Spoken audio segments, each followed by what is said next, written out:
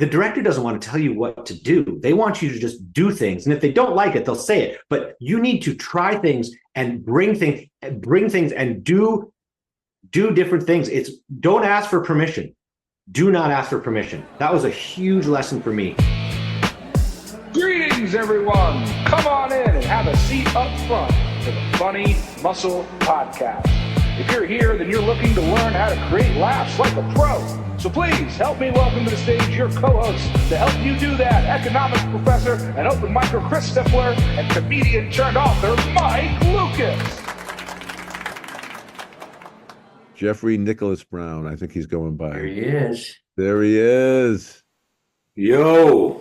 What's up, Paradiddle? Well, we'd like to welcome to the podcast a man who has, well, we'll let him tell you all the things that he's been doing because he is a drummer, an actor, a blue man. Correct. And he is I don't know if he's a singer, but I know he's also a father. And I don't know if he's still a husband, so we'll find out. Singing father. He's an entertainer, so there's a very good chance that he could be flying solo now, but we'll talk to him about that. Please welcome Jeffrey Nicholas Brown. We'll dub in some legitimate applause there. Oh, yeah. Because can you dub in like some bras being thrown on stage and stuff? Yeah, we get all that. We'll hear like the gentle thump of Brazil. Yeah. Bloomp, bloomp. Jeffrey, when's the last time that you and I have talked to each other? It's been a while, I think. I feel like we talked on the phone about a bit or something like that, maybe like 2 years ago, a year ago. It's been a minute. It's been a while. It's been a while. Oh, and we got to talk also about the time we tried to busk temporarily. We want to find Mr. Quizno. We are Quizno brothers who are just simply trying to music act in Long Beach. It was like Hermosa or something. Hermosa. I almost said Mimosa. Mimosa Beach. Yeah. But that was you played the drums and I played the guitar poorly, and then we sang and we tried to convince everybody that we were from Eastern Europe. Yeah, it was in the Ali G days. It was when Ali G was super popular, and we were like, we should take a cue from that. We should steal his idea and right. And that lasted about once I think we did it like an hour and a half, I think. An hour and a half till people called our bullshit, and they're like, but it was fun. It was a good attempt. It was a good attempt. Yeah, it was a good attempt. Some people believed us, so I do believe we had some people really thinking that we were two like brothers from Ukraine or some sort of Latvian country or something like that. Lithuania, yeah, right. Some Baltic state. Something Baltic, definitely. Well, I think that we learned from it, and we learned that someone has to take guitar lessons. We know that. Someone needs to know more than 3 chords. Yeah. That's why I lasted only an hour and a half after the 3 chords. I ran out of chords. You can only arrange them in so many ways. Jeffrey, this is Chris Stifler, my podcast partner. What's happening, Chris Stifler? How are you? Great.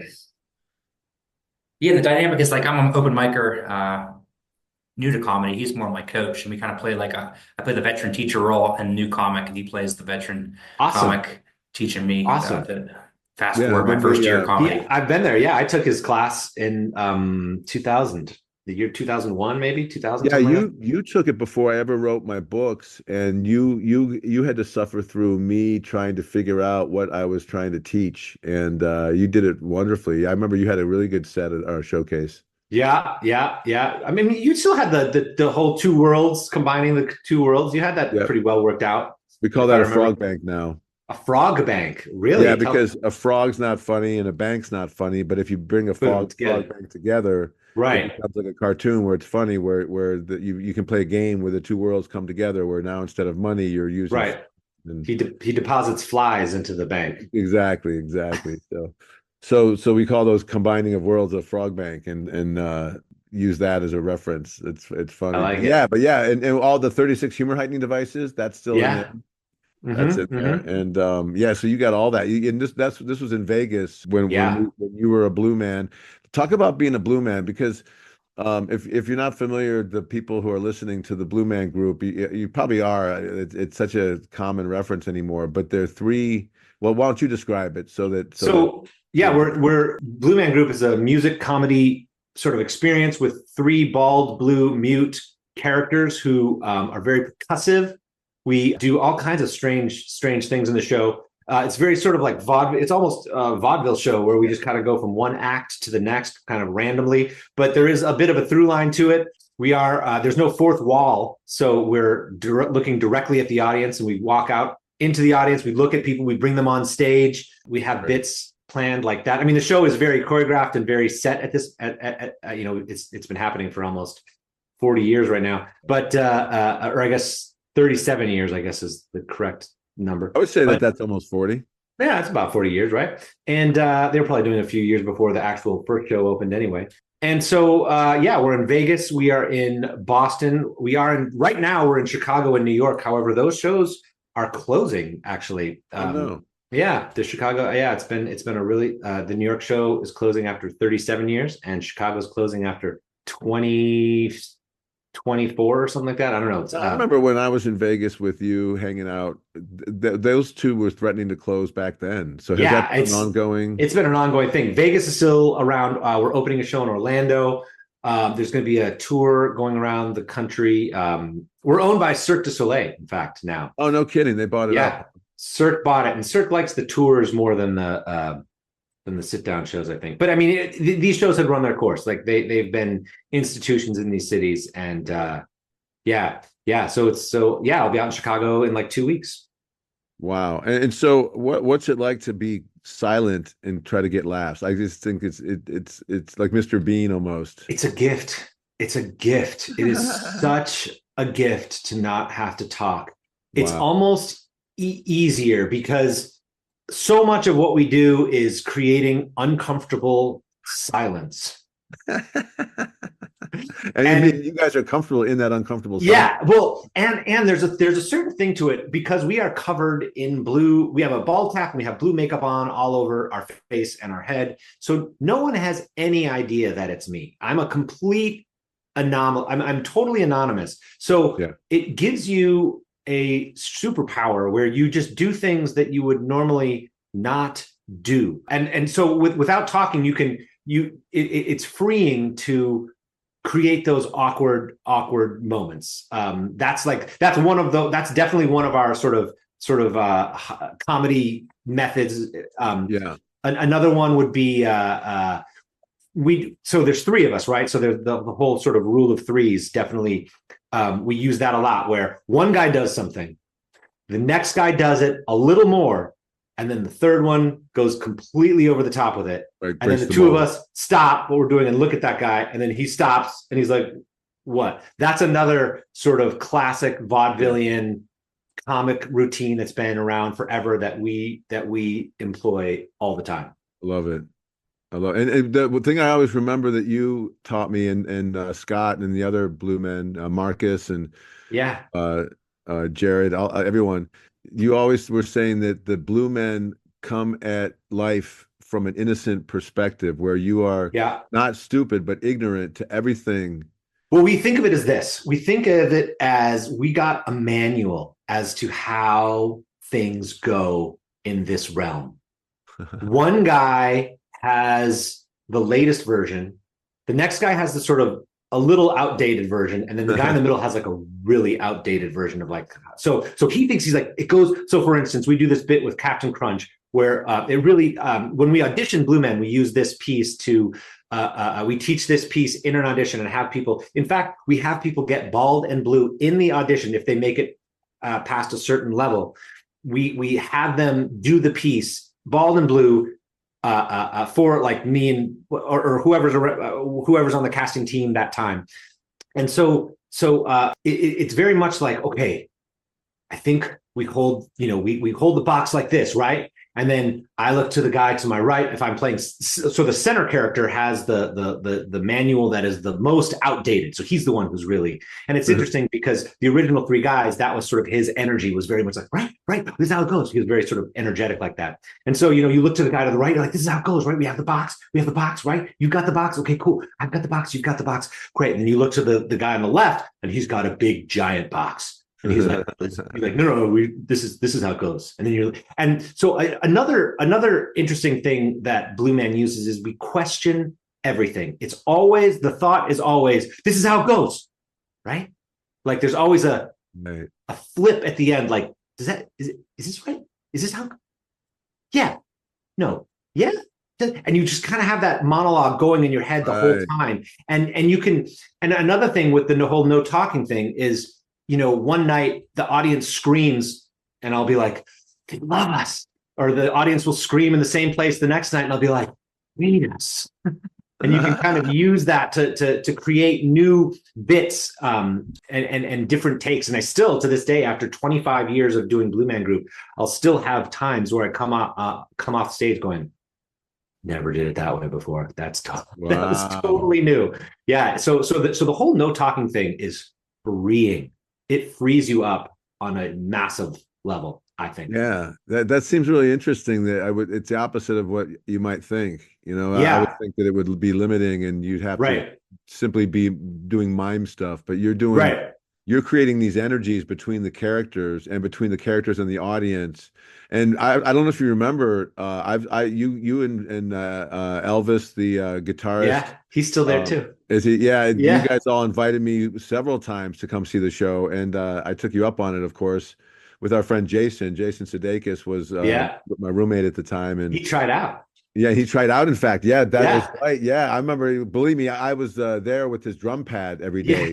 In the apartment. Yeah, he was serious about it too. He really. Oh yeah, and he got very far in the audition. Ultimately, it didn't work out for him, and thank God, because then he launched into his. Yeah, I think he did. He's doing okay for himself now. Yeah, he turned it around.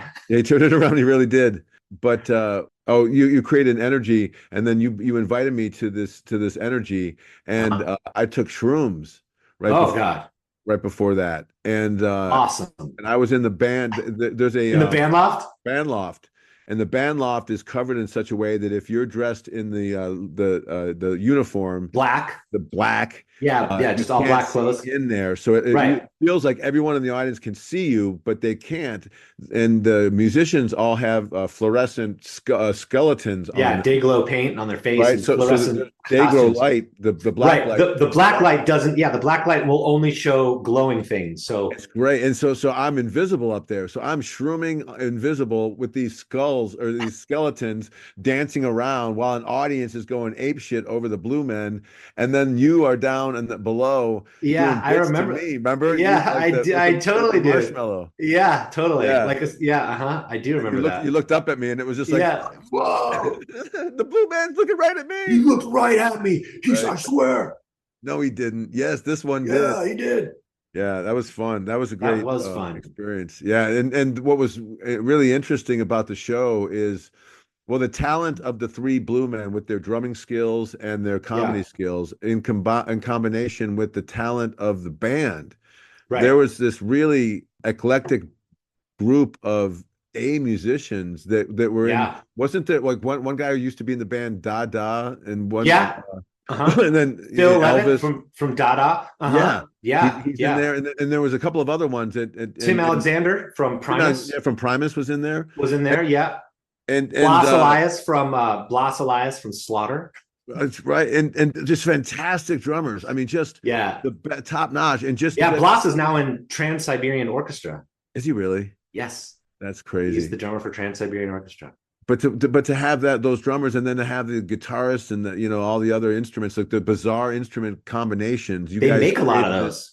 Yeah, right. Yeah, they legit made those. It made some of those instruments, and then with the Chapman stick, which is a weird, bizarre. Yes, that was Elvis, right? Yeah, he does that. But the way that they use it in Blue Man is very, very unique, and they take a guitar string and rub the guitar strings of the strings of the Chapman stick. They rub with another string to give a real like a real harsh, weird sound. Yeah, it's very unique to very unique. I love that. And boy, when I hear that, I immediately think of shrooms and cocaine, and I'm just ready to go back to Vegas and party with the gang. Yeah, that was a wild time. Those back then was crazy. And do you still do any kind of stand-up comedy now? I do sometimes. tend to do it like if I'm out in Vegas or Chicago when I'm doing Blue Man. If I have a night off, I might go find an open mic and try out some stuff.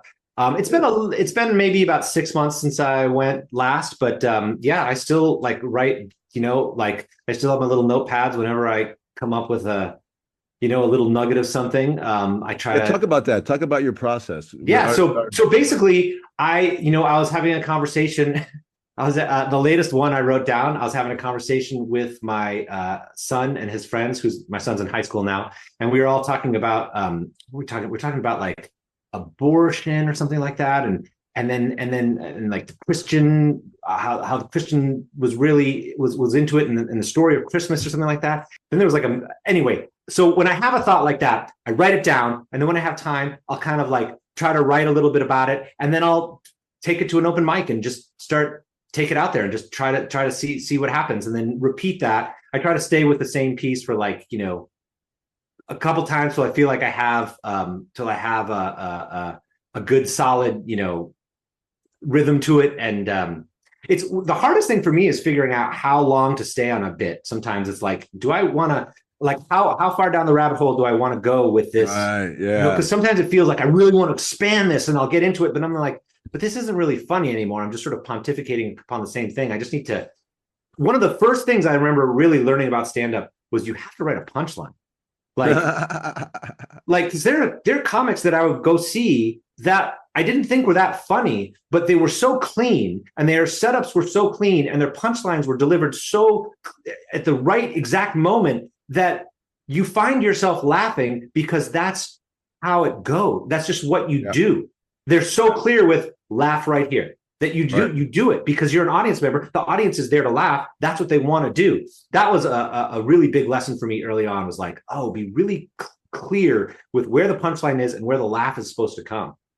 Yeah, you train the audience rhythmically. I always tell the story about Drew Carey coming to Bonkers and demonstrating that for us, because he said that I train my audience to laugh, and they laugh when they laugh, and they know when to laugh. He goes, I'll prove it to you. Give me a word, a random word, and I'll insert it into the show, and I'll get a laugh from it, just out of context. So we said, I don't know, maybe watermelon or something. So he goes up there and he gets them going for about 10 minutes. And then 10 minutes in, he goes, da-da-da-da-da-da-da-da-da-da, watermelon. And the crowd goes, wow. Yeah, just because it's like. Right? And he goes, yeah, told you. Yeah, right. Yeah, I would find myself sort of going, this isn't that funny, but I'm laughing because it's so clean and well constructed. Yeah, and that's really the art of. Yeah, that's the art of stand-up. It's a dance. It's a rhythmic dance. Yeah, yeah, and what a lot of newer comedians forget is that the premise and the setup are both moments that don't elicit laughter typically. So you don't have to. There's going to be moments of silence from the audience as they're listening to you set up your joke. Right. So that's okay. That's fine. As long as, like you said, you have a punchline and a place for them to laugh with it. Right. Right. And yeah, I learned that early on. I was like, oh, I haven't been writing punchlines, or even knowing, or if I have been writing punchlines, I haven't known that they were punchlines. Yeah. And then you can really start to see the peak and the valley of a set and try to sort of build it that way. Yeah, I'm teaching a level 2 class at the Dallas Comedy Club right now, and several of the students have handed me their set, and when they handed it to me, it's a wall of words, and it's just, here's my set, and I'm like, wow. So what I do is I break it down for each punchline, and then I show them where the punchline is, and then I show them where the punchline isn't, where you have a setup, a premise and a setup for a punchline, but you don't give us a punchline. Right. You just move on to another premise and a setup. So I split that up and give them a real clear idea of how that rhythm goes. Yeah. Yeah. It's so important. That's what it is. Do you find being a drummer helps you understand that rhythm? Yes, it does. But less than you would think. I feel like there's a lot. Most stand-ups aren't drummers, and they do it great. Right? Yeah. So you're right. On some level, I feel like there's some connection there, but at the same time, it's like, I don't know. Would you ever use your drumming to make people laugh as a stand-up? I thought about that, but then it's really good. Like when you take over the sticks, there's a like a sharpness to your skills where you go, wow, this guy's a pro. This guy knows what he's doing. You know what I mean? Like MK, our friend MK picks up his bass. He's a crazy party guy, but then there was like, and he's right into it, like a pro. Yeah. I mean, I guess you could do like, the funny thing is like, if I did that, I would have to do a bit about how I just can't seem to get out of performing without setting up a drum set. Like I just gotta lug that thing in here. I gotta get here early. I gotta set it up. Because one of the joys of stand-up for me is performing with, you just walk up there and there's no. It would be funny for you to play anything but a drum set. So you could play the tables, you could play the stool, you could play the mic stand, you could, do little rim shots. Yeah. Yeah. Depending on how the joke goes. Yeah, absolutely. Well, so talk a little bit about you've had a great acting career. You're what I like to call Nickelodeon famous. I am Nickelodeon famous. So yeah, look right here. We got the thing right here. Yeah. And so talk about your role in that show and what that meant to you and how you got it. So it's an interesting story. My wife First tell us what was the role? What was I played the father. I played the dad on a Nickelodeon TV show called Henry Danger, which was the longest running Nickelodeon kids sitcom that they ever did. It was wildly popular. They just made a movie that's coming out soon, I think. And we did 6 seasons. It was a absolute joy to be this complete idiot. The dumb dad. He was an idiot. Oh my God. Just as dumb as silly. And like, I would be setting up my story, because the Nickelodeon sort of model is that the kids are the smart ones and all the adults around them are complete lunatics. Right. And so I'd be out there working on my rink in the backyard when I can't roller skate. Like I remember they were like, hey, can you roller skate? I was like, not so much. And they're like, okay. And I was like, perfect. But I can make it work. I was like, perfect. So I had all these knee pads, like a helmet on, and I was like building this roller rink or whatever. But the way it came to me was my wife was the mom on a Nickelodeon show called Victorious. So when they were casting Henry Danger, I remember hearing about it or something like that and asking her if she could contact the casting director for me, see if I could get an audition.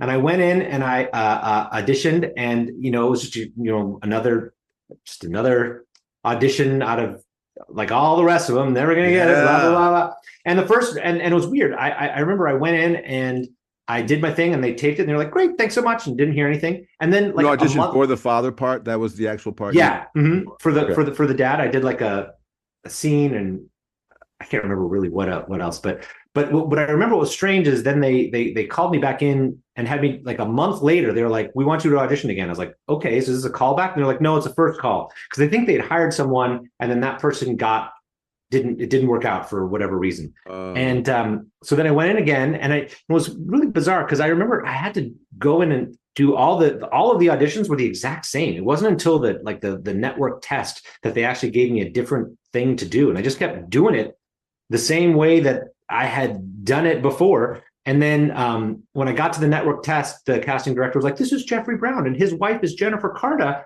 And Dan Schneider, who was the creator of Henry Danger and Victorious and Zoe 101 and Drake and Josh and iCarly, and the list is so long of his Nickelodeon prowess. And he said to me right before I tested, he was like, well, let's see who's the better actor in the family. And I was like, okay. Anyway, so I did the test, I did the scenes, and then they called me a few days later, and they're like, yeah, they want you to be the dad on this show. And I was like, no way. Good for you, brother. It was amazing, and it was the real. Those auditions are rough, man. Oh man, I've been to thousands of them, and I still do them. You just go and you just do it, and you just put your head down, and just it's no, but like one yes can make 1,000 no's go away. It really is it really is true. And then the beauty of that gig for me was that my son was the exact age that show was directed at. So that made it so much more fulfilling to be, because you can, Nickelodeon is you can say what you want about Nickelodeon style of comedy. It's a little big, it's a little loud. But the writers on Henry Danger did a great job of entertaining both adults and kids. I love that. And yeah, they were really good at that. And they really let me go, they really let me have a lot of freedom, and it was super fun. Every week was like, what am I going to get covered with this week? What am I doing? Okay, all right. It was wild. Well, and do you still get recognized on the street? I do sometimes. Yeah. There's kids that'll come up and be like, oh my God. In the airports, it happens. It's funny. And then sometimes one time an adult came up to me. She was like, can I take your picture? And I was like, what Why? for? And she was like, Henry Danger is my favorite show. She's like, it's a comfort blanket for me. I just love it so much. You're like, do you like the Blue Man? Do you like Elvis Costello? Yeah. And I was like, what are we talking about here? Where is this coming from? But no, Henry Danger had a huge reach, and I'm thrilled to have gotten to be a part of it. And I think it was a decent. I just watched an episode not long ago with my son, and it was funny. Like I was I can't remember what I did in this episode. Like when it started, I was like, oh yeah, I kind of remember. And then you see, oh yeah, right, oh yeah, that happened, and then that happened. But like, it's funny, man. It's a good deal. That was a blessing. And the job was close. It was like, the multicam schedule is a dream. It's like, and I was still doing Blue Man while I would shoot an episode, and then I'd fly to Vegas on a Friday afternoon, and I would do Blue Man Friday, Saturday, Sunday, fly back at like 6 a.m. on Monday morning to go to a table read at 10 a.m. on Monday. It was amazing. That's amazing. Like the Hollywood dream right there. It was because we shot in Burbank, and I would fly into the Burbank airport, and I was like 5 minutes from the studio. It was just fantastic. I'm so happy for you, man. You deserve that. Thanks, man. Translating comedy off the script, man. Talk about that for a little bit, because I've learned that's a very difficult skill. You don't take that for granted. I once did a table read with Billy Gardell, and I watched him just do something that I couldn't do, and it was make that script come alive.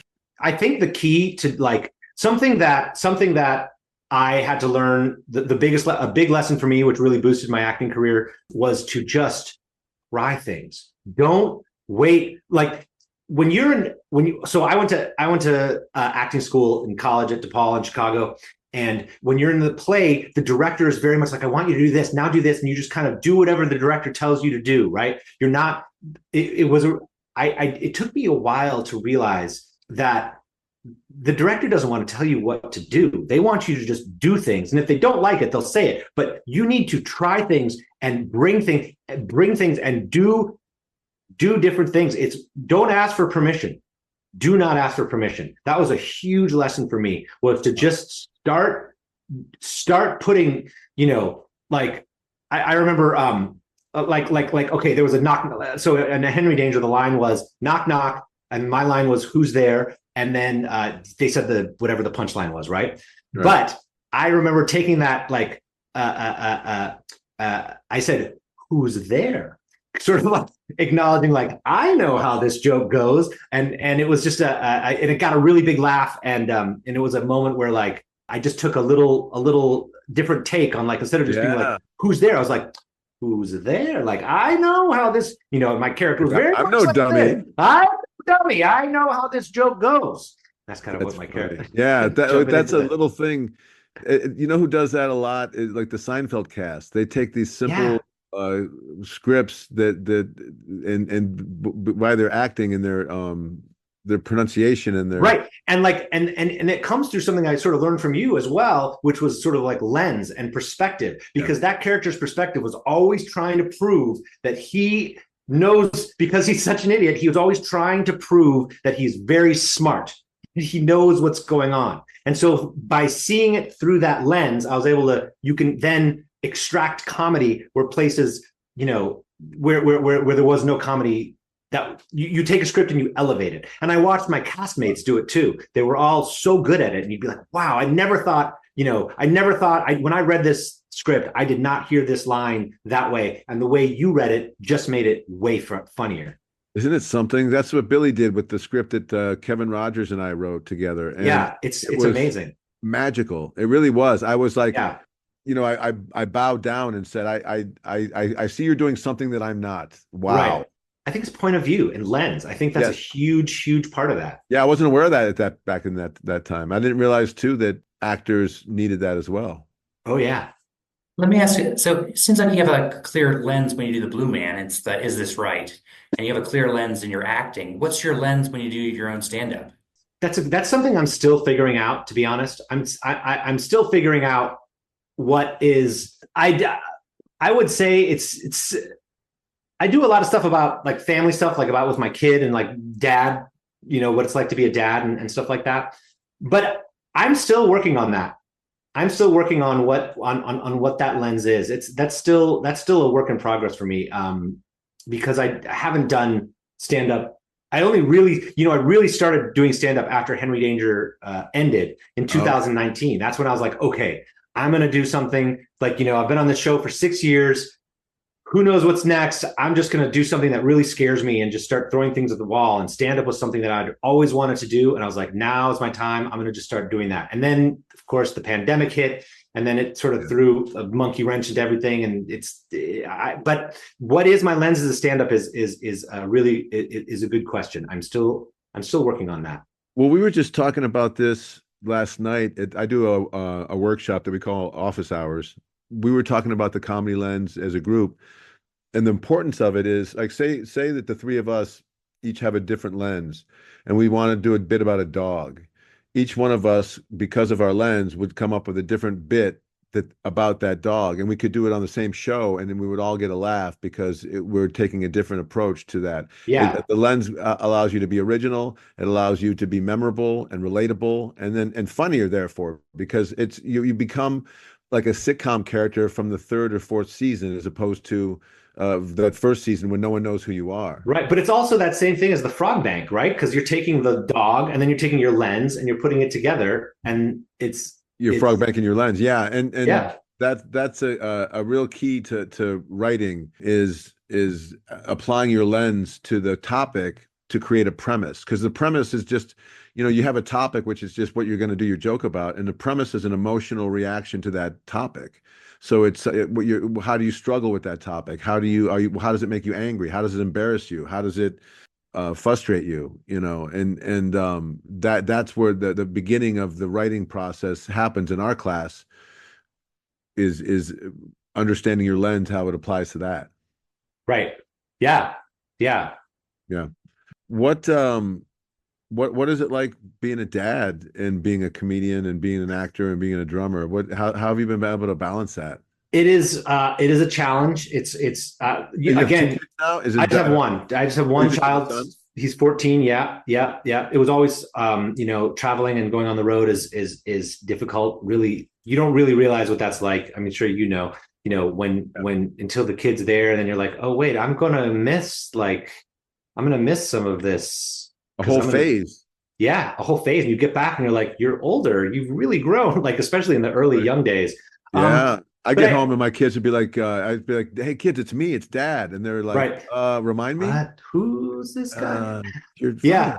Yeah. And you come home and there's like a whole rhythm set up, and you're like, you sort of like, what, is this what we're doing like this now? Okay. All right, okay. All right. Right. Okay. Okay. I guess that's what's happening. But I mean, I've limited, like as far as Blue Man gigs, I try not to be gone for more than 2 weeks. Or if I'm going to be gone for more than 2 weeks, to try to have them come visit me wherever I am, or try to get back here. Again, one of the beautiful gifts of Henry Danger was that it was 15 minutes from my house. I mean, how it was wonderful is that? Unbelievable to work in LA. You're on a studio lot, so you feel like big time. Well, yeah, and they would come down, and they could come down to the set. I mean, it was really that really helped.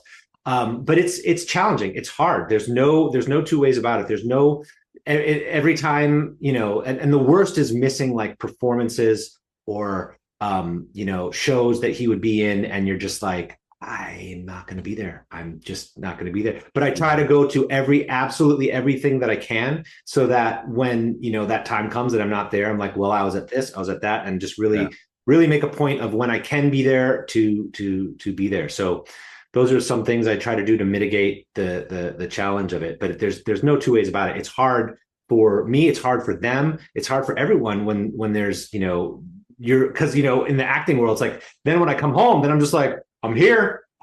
I'm just home all day long, waiting for the next train to come around. Too much Jeffrey coming at you. It's either too much or not at all. It's like feast or famine, So when those kids notice, it's a big deal whether or not you're just present, even if you're not interacting with them. It's just being in the room. Yeah, really, really trying to be present, like when I am here, and we try to like watch. Right now, we've been working our way through The Walking Dead as a family together, which is Jesus. It's like I think I've been watching this show for about 10 years.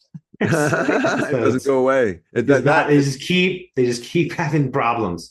It's the Breaking Bad of zombie world. Yeah, they're having a rough go over there, man. They really are, aren't they? Yeah.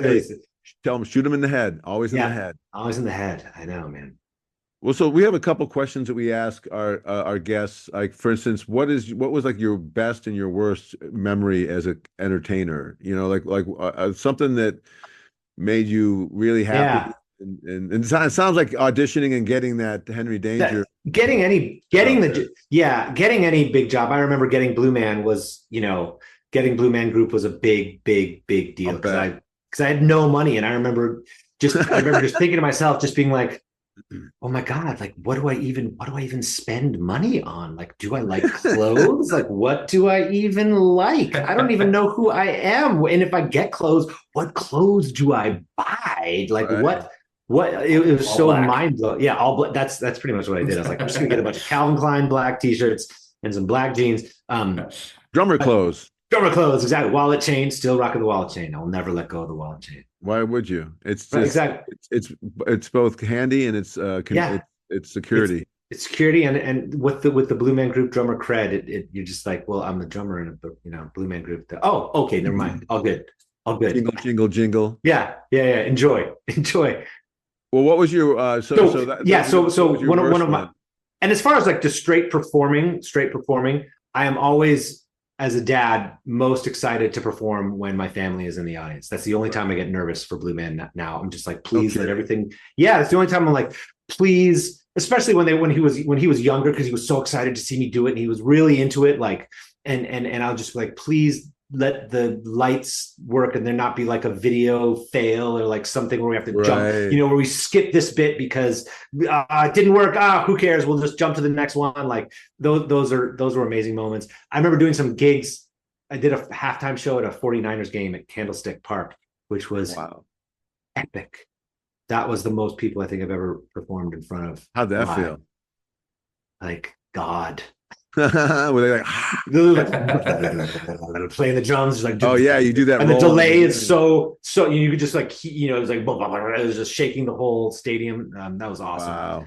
As far as worst performances, my worst performance was when I think I don't know if you can really call this a performance. My worst performance experience would probably be doing Blue Man Group at some corporate thing where no one cares. Like, we didn't put a ton of thought into it, and it's just like, and you're wearing paint, and we're wearing paint, and everyone's like, what is this? Because like the CEO is into it and no one else cares. Probably one of those. Those are the worst. Man, I've done those corporate gigs. We did one where it was at a breakfast, and by the halfway through the opener, the woman was like, "Cut it, we're done, we're done." You're like, okay, huge mistake. Yeah, totally. That's funny. Or actually, when I was in Winthrop in the Music Man, and I shit my pants right before I went on stage. That was and Marion the librarian was trying to pull me down onto her lap because that was the choreography. And I was like, I'm not sitting down on you. And she was like, come on, sit down. And I was like, oh, I'm not sitting. I was like 11 or 12. You don't want any of this. You don't want it. You do not. What is in here? You do not, because it will come out. Like, I'm not sitting on your lap. Who knows? And those moments are memorable for sure. You're scarred for life. I was. What type of people make it far in the audition? Are they improv people? Are they actors? Are they for Blue Man Group? Yeah, mimes. Are they percussionists? Primarily actors. One of my jobs actually is I teach actors drums. Like because the comedy is really hard to teach. Like if you have someone, they do the bit and you're like, it's not funny. I don't know why it's not funny, but when you do it, it's not funny. That's really hard to teach. But drumming wise, a lot of people are like, well, I play guitar or I play piano. I've just never really played the drums. I can teach someone with musical ability to play the drum parts as far as Blue Men are concerned, because we play one drum at a time, or we'll play PVC pipes. So I would say primarily actors, but there are blue men that had never acted before. And again, because you're not talking, it's a whole other world. It opens it up. There are like, do you remember Eric Jabot? Do you remember that guy, Mike? Yeah. He had never acted a day in his life. He was just always a percussionist, but was able to get this job because he was able to, he could lock into the character and just the not talking lends itself to be open to more people. The drumming though was I know you say it's not that big a deal because you're a professional drummer, right? As far as like these are like rudimentary beats, like paradiddles and stuff like that. You're right. But when you do a paradiddle, it just sounds different than when I do a paradiddle. Right. But yes. Yours is a and mine is a But I bet you if I worked with you for a year and you spent some time on it, we could get you up to going faster. Would I be able to handle the acting part? Probably I'd be too much of a mug. Yeah, it depends, man. I don't think I could do the blue paint, to be honest with you. It's a lot. I think my skin wouldn't take it. Yeah, the skin. It's really the bald cap actually more than. How long does that take to get into paint and out of paint? About a half hour. Because basically what we do is we put glue on our face, put a bald cap on, and then we just put blue all over. So the blue takes like literally 2 minutes. But the bald cap takes 20 minutes of, a layer of glue, wait for it to dry, another layer of glue, wait for it to dry, put the bald cap on, cut the excess off, and then put another layer of glue over the edge. And then, we have in-ear monitors that are in our ears that are telling. That's right. I forgot about that. And it goes underneath the bald. Yeah, it goes underneath the bald cap. Yeah, because that's leading us for a lot of like gags and also some of the pieces we play are timed with video and lights, so they have to be at the exact tempo. Otherwise, the lights will get out of sync. Right. And you have a whole team that is working with you to help you get into costume, get into makeup, get into electronics. Yeah, all that stuff. There's full professional sound, wardrobe. You let me stand back there. It's crazy. You were like, you can stand back here, but don't move. Yeah. You stood in the Vegas dressing room? Yeah, in the Vegas dressing room. Yeah. Hilarious. Yeah.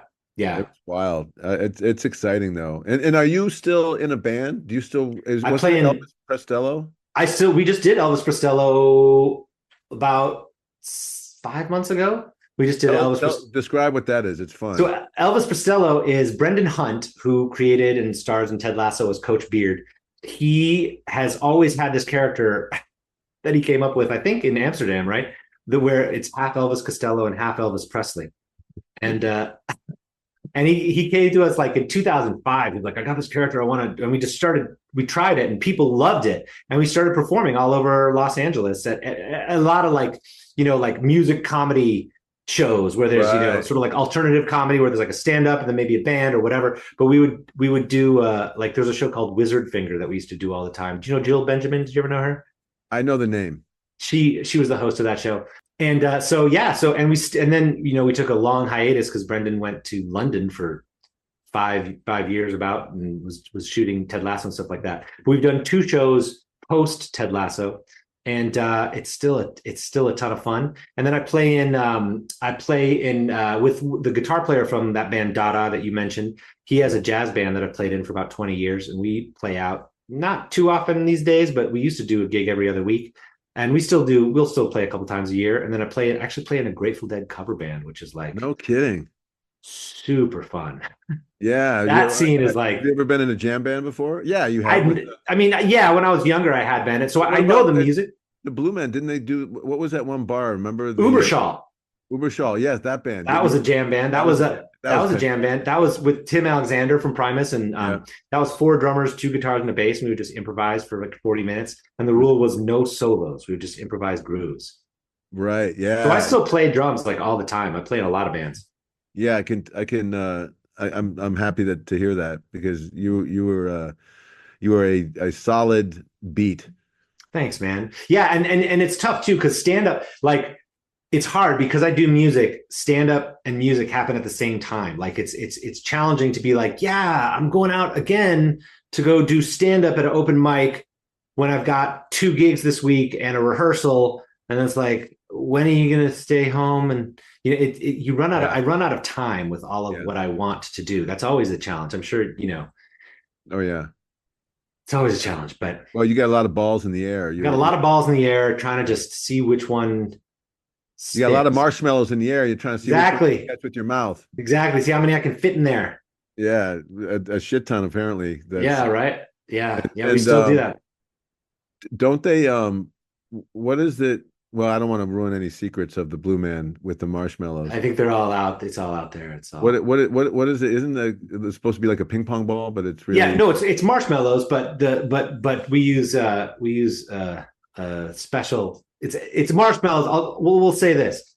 It's supposed to be marshmallows, but it's not marshmallows. It's another substance that we use to cram in there and kind of gotcha. jam it in, so you can jam a ton into your mouth.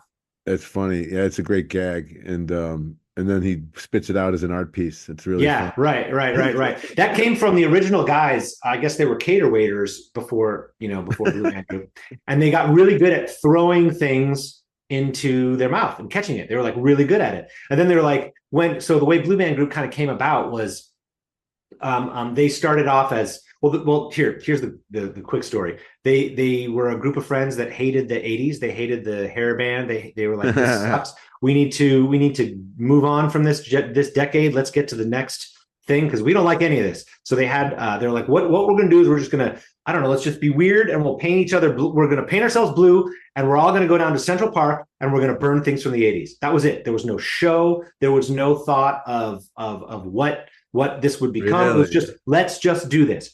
And then the kismet part is this. Kurt Loder from MTV News was in Central Park that day. And they did a story on it. And all of a sudden, they were like, because I mean, there was no character. They were just all just sitting there in blue. You can go on YouTube and you can look up Blue Man Group funeral for the 80s. It was the very first Blue Man event. And they're just like hanging out in blue. They're all talking and they're just having a party, basically. No PVC pipes. No PVC pipes, really nothing. They were just literally burning like TVs, and they had a huge, like they had like a coffin with a bunch of 80s icons that they were just. But they weren't speaking. They no, they were talking. They were. They were talking at that time. Oh yeah, wow. They were just painted blue and burning things from the 80s. That was it. That was the end of the story. Then they were going to go home and go about their lives. But then when MTV covered it, they were like, "Oh shit, there's like a buzz going around about blue people in New York." They're like, maybe we should take this further. And then it was like, okay, what can we do? All right, well, one guy was an actor, one guy was a drummer, and one guy was sort of into computer science, kind of like that kind of a vibe.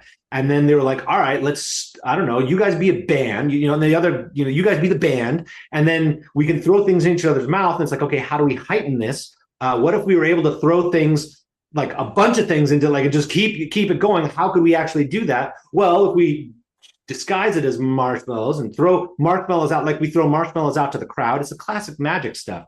You throw real marshmallows out to the crowd and the audience goes, okay, those, and then your mind subconsciously accepts that those are marshmallows because people are catching them, they're eating them, they fly like marshmallows. But then when we throw it to each other, it's another thing. And so they just kind of like did it like that. It's just like, what can we do? Like, well, let's just kind of take what we have and see what we can come up with. And then they were performing like a band around New York, around the Village, right? And then producers came up and they were like, we think you guys really have something here. We'd like to back you for a show. And that show's still running today in New York. That's the Astor Place Theater show. And then they really got serious about it. That's when they started not talking and coming up with like the whole character and sort of a story for the show. But it was very organic and very just. That's a cool story. It's wild, right? Yeah. Yeah, that's really neat. I like how things that want to be just become. Yeah, it was almost like, and at the time, performance art was like a buzzword being thrown around. And the fact that there was no fourth wall and that they were looking right directly at the audience was very new. So it was like everyone was calling it an experience, and it was, it was the right time, all of the moons aligned, for that time, and it just happened like that. And then the show in Chicago, I remember you there was a room, I think all the shows where there's like the waiting room to go into the show had all sorts of sound devices where people were talking to you and Oh whispering. yeah, yeah. Well, no, in New York and Chicago, they had two. There was a room where we called them tube talkers, and basically when they first opened the show, they had tubes that went out to the seats, and you'd be sitting. So if you're an audience member, you'd come to see the show, and all of a sudden you hear like, "Hey," you'd be like, "What?" And you would take the tube and you put it up to your ear, and someone would be like, "Hey, how are you?" And you'd be like, "I'm fine. How are you?" And there were people that had this. There was a room where all the tubes went to, and they were having conversations with different people in the That's rooms. great. Yeah, That's fantastic. totally weird, just different, random. Wouldn't it be cool if, and then they would Right. do But all it. part of the experience. They're trying to give you an Yeah, experience. right. Yeah. The show was called Tubes, was the very first Blue Band show. Fantastic. Pretty Chris, you wild. got any more questions for Jeffrey? Yes, we're always looking for new advice for new comics to write new material. And the question is, if you have an hour a day, not to perform, to work on your craft on Uh-huh. stage, but to write, come up with premises, come up with material, come up with gags, come up with bits. What techniques, drills, writing exercises? What's the equivalent of doing like 100 push-ups for your comedy chest if you have an hour a day? If I had an hour a day, I would try, I would try to write as many different punchlines as I could for a premise and just work the muscle of like taking those heightening tools that you were talking about and Yeah. and try to just work those muscles because it is really true. Like it's such comedy is such a muscle. When I am doing comedy, I am funnier as a person in conversation. The skill of the frog bank that combining worlds becomes more second nature. Yep.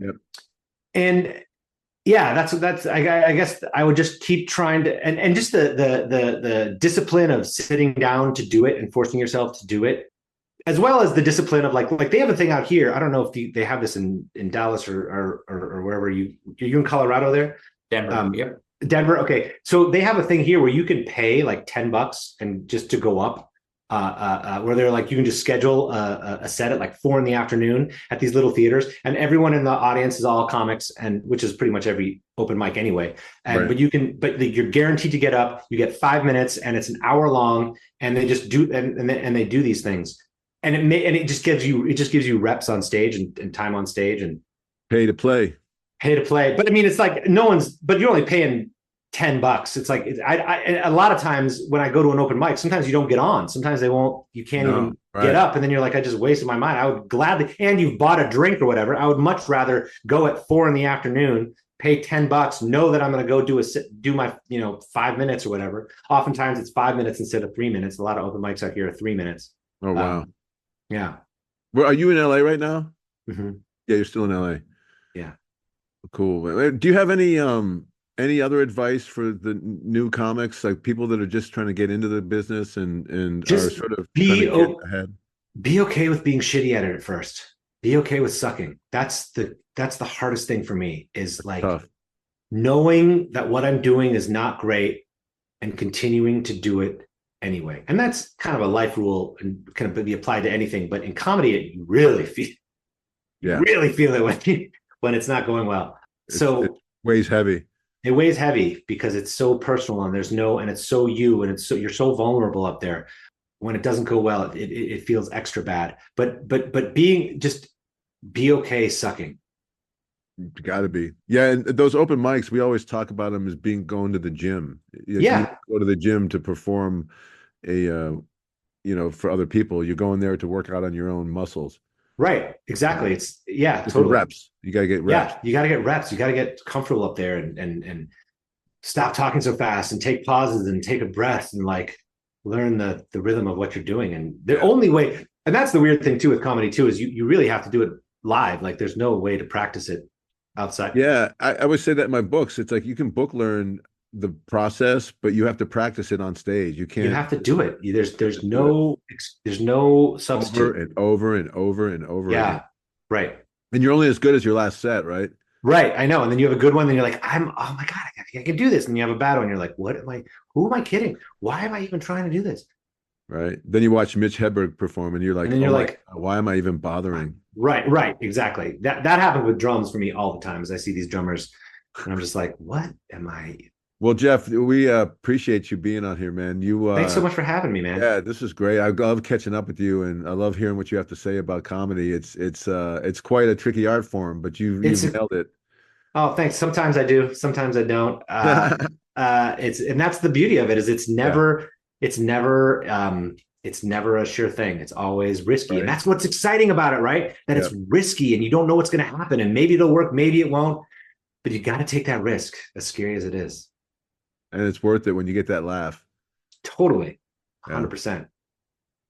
All right, brother. I'll let you go. Thanks for your Thanks, valuable man. time, man. Yeah. Thanks a lot. Nice to meet you. Nice to meet you too. Thank you guys so much for having me on. And don't be a stranger. We'll keep in touch, my friend. For sure. Great to see you, buddy. All right, man. Take care. Take care. That was a lot of fun. That was a different perspective on Yeah, comedy. right. I could tell right away he's really good at like what they call space work because even when he like crisply moves his body to even talking about like the Blue Man Group, talking about like the first person does this, second person does this, but even his Yeah. like crisp, like you can tell he's like pro at like space work. Yeah, that's what the Blue Men have to do. They're all working with each other and they're a trio, so they're very conscious of where the other one is situated. Yeah, I love what he was saying about just I don't know, like the idea of the energy of the set having to be up and down and being conscious of where you're strong and where you hold back and you make it like a breathing dance, a music. So I liked how he was talking about that. The rhythm of the thing. The comedy lens is really interesting because he has a perspective of like actor, Blue Man Group, and stand up. Isn't it interesting how he wasn't quite certain about his comedy lens? A lot of people who have been doing it for a while don't, when they ask that question, they really don't understand it. And it's a real fundamental part of being a comedian that if you don't have a clear idea of what it is, it's difficult to stand out. I also like his advice on just like the director doesn't want to direct you. The director wants to say good or bad. So Yeah. just experiment, have the confidence to Right. do. And same way with on stage when you're doing a stand up, you just got to go 100% lean into the act out. Great advice. Great advice to just make choices, bold choices.